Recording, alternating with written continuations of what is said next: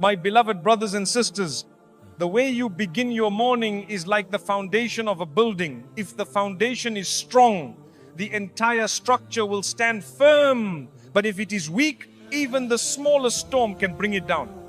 So many of us wake up in a rush, immediately grabbing our phones, scrolling through news and messages, filling our hearts with the noise of the world before we even remember the one who gave us the gift of waking up. The truth is, if you start your day disconnected from Allah, you will carry that emptiness with you until nightfall. But if you start your day with gratitude, with purpose, with the remembrance of Allah, you will find that your hours are filled with light, clarity and barakah.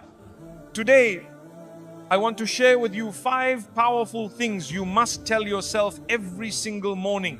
These are not just words, they are spiritual anchors, life-changing reminders that will protect your heart, guide your actions, and keep you connected to the one who controls every moment of your life. 1. Alhamdulillah, I woke up with another chance. When your eyes open in the morning, before you even let your mind wander to what day it is, what responsibilities are waiting, or what worries might try to creep in, the very first thing you should do is pause and let your heart say, Alhamdulillah, all praise is due to Allah, the one who decided that you would live to see another sunrise. This moment is not ordinary, my brothers and sisters. The fact that your chest is still rising and falling, that your soul was returned to your body after sleep, which itself is a small death, is a gift beyond price. It is a mercy written specifically for you in the divine decree, while for countless others their time ended in the night. Think about it. There are people who laid down to sleep yesterday with plans for today, with dreams they wanted to chase, with apologies they thought they could make tomorrow, but they never got the chance. You, however, have been granted one more day to live, to believe, to repent, to act, to improve. Your waking is not an accident, it is a deliberate sign that Allah, in His infinite wisdom, has chosen to extend your life for a reason. Maybe it is because there is a good deed you are yet to complete, or a person you are meant to help, or a prayer you are meant to make that will change your destiny. Maybe it is because Allah wants to give you another opportunity to turn away from sins you fell into, to seek His forgiveness, and to strengthen your connection with Him. The Prophet Muhammad, peace be upon him, gave us a beautiful, powerful supplication to say as soon as we wake, Alhamdulillahi alladhi ahyana ba'da ma ama'atana wa ilayhi nushur. All praise is for Allah who gave us life after having taken it from us, and unto Him is the resurrection. When you say this sincerely, you are acknowledging that sleep is a form of temporary death, and that waking up is a revival by Allah's command. It is a reminder that one day this cycle will end. You will sleep the final sleep, and you will wake not in this world but in the hereafter, standing before your Lord. Starting your day with this mindset transforms your entire outlook. Instead of beginning the morning with complaints about what you lack or worries about what lies ahead, you begin with deep gratitude for the simple, profound blessing of still having time. And time, my dear brothers and sisters, is the most precious resource you will ever be given. It is more valuable than wealth, because once it is gone, it can never be bought back. It is more valuable than status, because the most powerful person in the world cannot extend their life by even a single second beyond what Allah has written. So when you wake up, let Alhamdulillah be the first word on your lips and the first thought in your heart, because this one moment of gratitude can set the tone for an entire day filled with barakah. 2. Today I will choose sabr over anger. Every morning before the noise of the day begins and before the first challenge even appears, you must speak to your heart and set its intention. Today I will choose sabr over anger. Why? Because no matter who you are or where you live, life will bring situations that test your patience. Someone might speak to you in a way that hurts. You may receive news you didn't want to hear. Your plans might be disrupted, or you might encounter people who are careless, rude, or disrespectful. These are the moments when shaitan whispers to your soul, urging you to explode, to answer back harshly, to prove a point, or to show your frustration. And while your anger might feel justified in that instant, it often leads to words and actions you regret later, words you cannot take back, actions you cannot undo. When you begin your morning by telling yourself that you will choose sabr over anger, you are preparing your heart like a warrior preparing for battle. You are reminding yourself that patience is not weakness, it is strength under control. Allah tells us clearly in the Quran, indeed Allah is with the patient. Surah Al-Baqarah 2:153. Think about that for a moment. Imagine facing a situation that would normally make you lose your temper, but instead you remain calm, not because you are indifferent, but because you are aware that the Lord of the worlds is with you in that moment. What could be more powerful than that? The Prophet Muhammad, peace be upon him, described the truly strong person saying, the strong man is not the one who can wrestle, but the one who controls himself at the time of anger. Bukhari and Muslim. This is because controlling anger is one of the hardest battles you will ever fight. It is not against another person, but against your own nafs. Anger is like a fire burning inside you. It can burn your enemy, but it can just as easily consume you if you do not control it. Choosing sabr is like pouring water over that fire before it destroys what you love. When you practice patience, you are not saying that what someone did to you is okay, nor are you allowing yourself to be mistreated. Patience simply means you are refusing to let someone else's behavior dictate your reaction in a way that displeases Allah. You are giving yourself the space to respond thoughtfully rather than react impulsively. This is why in the morning, before the day even starts, you must make a promise to yourself, I will not allow anyone to control my emotions today except Allah. And here is the beauty of sabr. Every single time you choose it, you are being rewarded. The people around you might not see the effort it takes to hold your tongue, to smile when you feel like frowning, to walk away when you feel like shouting, but Allah sees every moment of that struggle. The angels record every instance when you restrained yourself for His sake, and those moments become mountains of reward that you will see on the day of judgment. So when you wake up, speak to your soul and remind it, today when someone provokes me, I will remember that silence is sometimes stronger than speech, that calmness is more powerful than rage, and that my response is not for the sake of proving a point, but for the sake of pleasing Allah. And if you stumble, seek His forgiveness immediately and reset your intention. Because patience is not something you master in a day, it is a habit you build, choice by choice, until it becomes part of who you are. 3. I will not compare my life to anyone else's. When you wake up in the morning, one of the most powerful promises you can make to yourself is this: today I will not compare my life, my blessings, my journey or my timeline to anyone else's. Because the truth is, my brothers and sisters, comparison is one of the most silent yet dangerous thieves of happiness. It slips into your heart quietly, often without you even realizing it. And before you know it, you begin to measure your worth by the standards of someone else's life. You see their achievements, their possessions, their beauty, their travels, or even the smiles they post online. And a whisper inside says, why not me? Why don't I have that? In the world we live in today, comparison is almost unavoidable if you are not careful, especially with social media showing you the highlight reels of people's lives. You see the wedding pictures, the brand new houses, the holiday trips, the expensive cars, and you begin to believe that everyone else's life is perfect while yours is falling behind. But here is the truth. What you see is not the full story. People rarely post their struggles, their nights of crying, their moments of loneliness, or their battles with faith. They show you the best few seconds of their day and hide the rest. If you judge your life by their filtered moments, you will always feel that you are lacking, even when you have more blessings than you realize. This is why the Prophet Muhammad, peace be upon him, gave us a golden rule for happiness when he said, look at those below you and not those above you. For that is more likely to prevent you from belittling the blessings Allah has bestowed upon you. Sahih Muslim, what does this mean? It means that instead of constantly looking at those who have more, look at those who have less, and you will find your heart filling with gratitude. If you have a roof over your head, remember those who sleep in the open under the cold sky.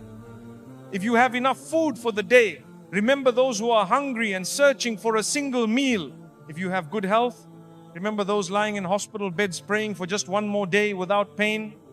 In the morning, when you tell yourself, I will not compare my life to anyone else's, you are making a choice to focus on your own lane, your own blessings and your own purpose.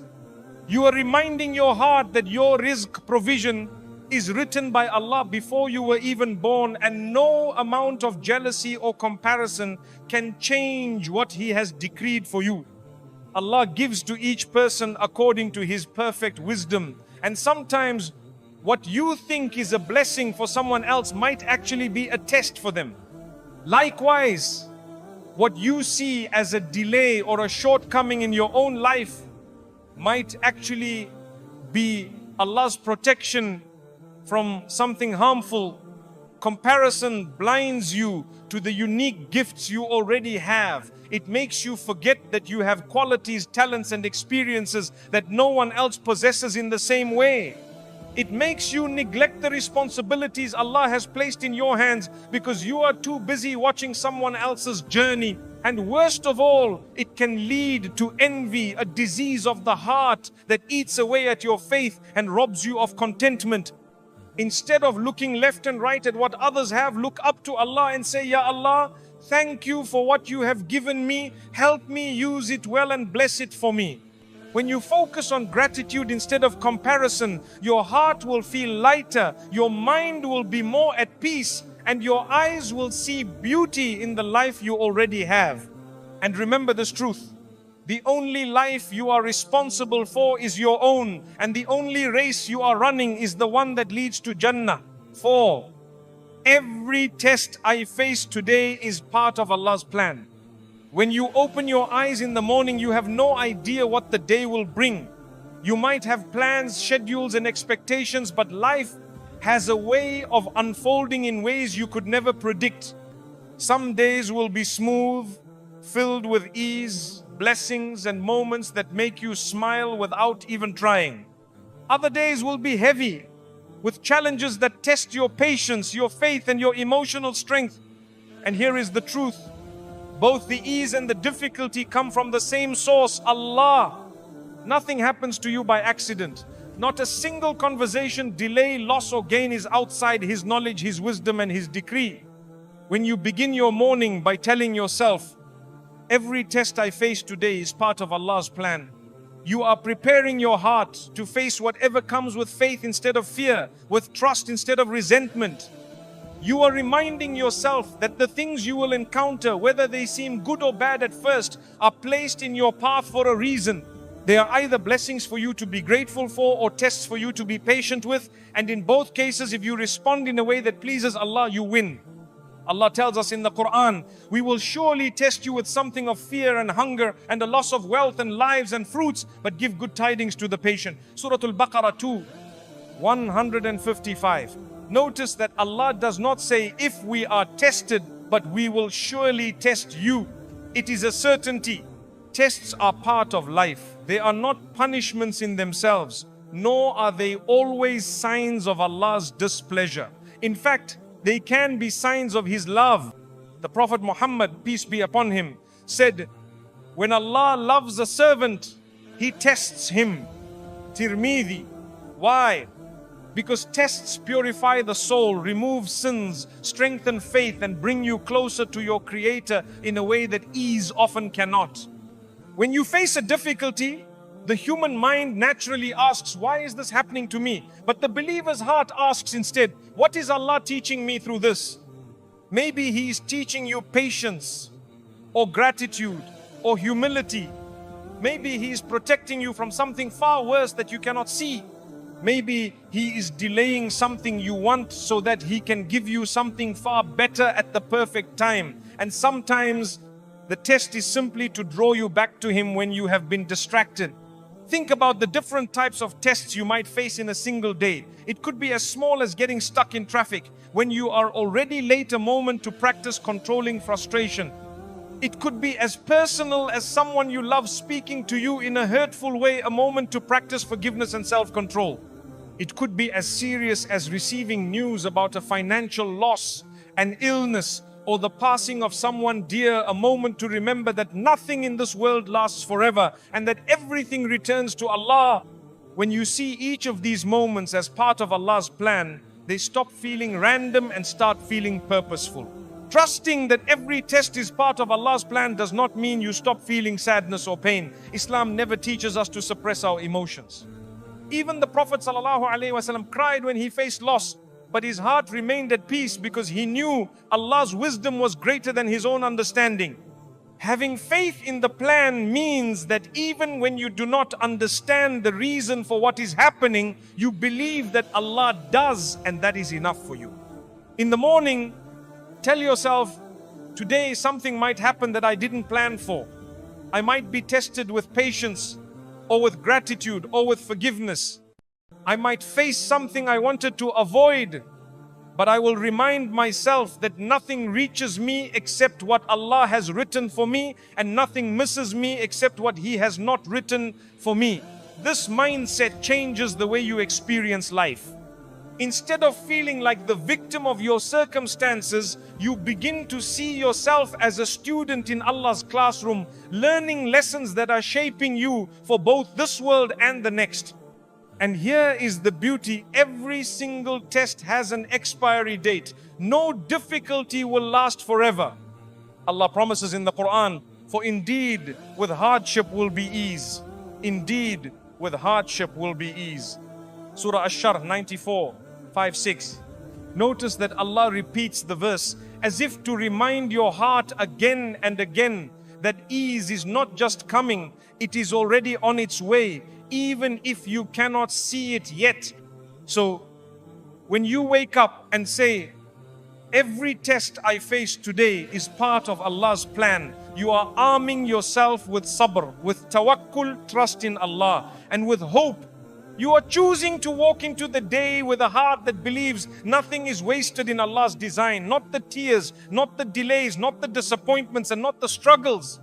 All of it is part of a story being written for your ultimate good. A story that will only make sense in full when you stand before Allah and see how every chapter was leading you to Him. 5. If I die today, let me die in a state Allah is pleased with. Every morning, after you have thanked Allah for giving you another chance at life, after you have set your intention to live with patience, after you have chosen to avoid comparison, and after you have reminded yourself that every test is part of Allah's plan, there is one more truth you must hold close to your heart: the reality that today could be your last day. Death is not a distant event reserved for the elderly, nor is it something that waits for you to be ready. Death comes when Allah commands it, without delay and without mistake. No one in history has been able to bargain for even a single extra breath when their appointed time arrived. Allah says in the Quran, when their time comes, they cannot delay it for a single hour, nor can they bring it forward. Surah An-Nahl 1661. When you wake up and tell yourself, if I die today, let me die in a state Allah is pleased with, you are not trying to scare yourself into panic. You are awakening your heart to urgency. You are reminding your soul that the greatest success is not to live the longest life, but to meet Allah in the best state possible. Imagine if today was your final day. What would you do differently? Would you waste time scrolling endlessly on your phone? Would you spend it arguing over petty issues? Or would you make your salah with deeper focus, ask forgiveness from those you've hurt, give charity, and make dua from the depths of your heart? This reminder pushes you to live in a way that if death were to come suddenly, you would not be ashamed to stand before your Lord. The Prophet Muhammad, peace be upon him, gave us advice that is both simple and life-changing. Remember, often the destroyer of pleasures, Tirmidhi, Why call it the destroyer of pleasures? Because remembering death shatters the illusion that we can live forever, chasing worldly desires without accountability. It brings us back to the reality that everything we are attached to here, wealth, possessions, status, even relationships, will one day be left behind. The only thing that will follow us into the grave is our deeds. This is why starting your morning with this thought transforms your priorities. If you know that today might be your last, you will naturally try to protect your prayers, avoid sinful speech, and guard your heart against arrogance, envy, and hatred. You will find yourself forgiving more easily, speaking more kindly, and doing good without delay. You will start saying the words, I love you, I'm sorry, and I forgive you more often, because you know you may not get another chance. And there is something else. Living with this awareness does not make life depressing. On the contrary, it makes life more meaningful. When you stop assuming you have years ahead of you, you begin to cherish the small moments, the sound of the adhan in the morning, the smile of your child, the warmth of the sun, the peace of sitting with the Quran. You start to notice how much beauty Allah has surrounded you with, and you become eager to use every moment in ways that earn His pleasure. If you truly want to die in a state Allah is pleased with, then you must start living in that state now. This means keeping your obligations, praying on time, fulfilling your promises, being honest in your dealings. It means staying away from sins you know are displeasing to Allah, whether public or secret. And it means having a heart that is humble before Him, ready to repent at any moment. The scholars often say you will die upon what you lived upon, and you will be resurrected upon what you died upon. If you live in obedience, you are more likely to die in obedience. And if you die in obedience, you will be resurrected among the obedient. So in the quiet of the morning, before the demands of the day pull you in every direction, pause and say to yourself, if I die today, let me die in a state that Allah is pleased with. Let this thought shape your decisions, your words, and your interactions. Let it remind you to make sincere dua, to mend broken ties, to seek forgiveness from Allah with a heart that is truly sorry, and to live every hour as if it might be your last. Because one day you will be right, and on that day you will be grateful you lived with the hereafter always in mind. My beloved brothers and sisters, the morning is not just another part of the day, it is the doorway through which you step into the rest of your life. How you begin it will shape how you live it. If you start your day in heedlessness, distracted and rushing through without thought, you will carry that state into everything you do.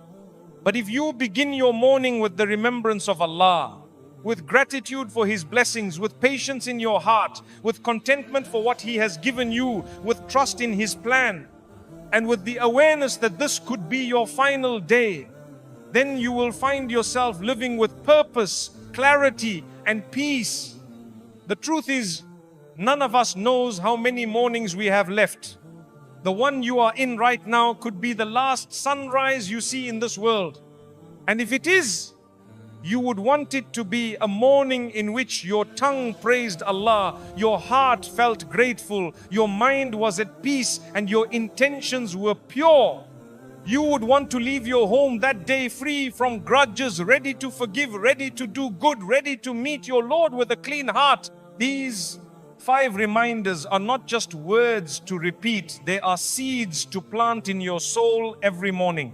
Over time, they will grow into habits, and those habits will shape your character, and your character will determine your destination in the hereafter. Start tomorrow with them, and then the day after that, and keep going until they become part of who you are.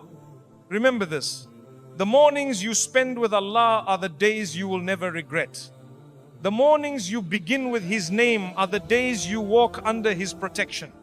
And the mornings in which you live with the awareness of His presence are the days in which you are truly alive. So when you open your eyes tomorrow, do not rush into the noise of the world. Pause, breathe, and speak to your heart. Remind it of who you are, where you are going, and who you are returning to. and then step into your day with faith, with gratitude, and with the hope that when your final morning comes, it will be one that leads you straight to the pleasure of Allah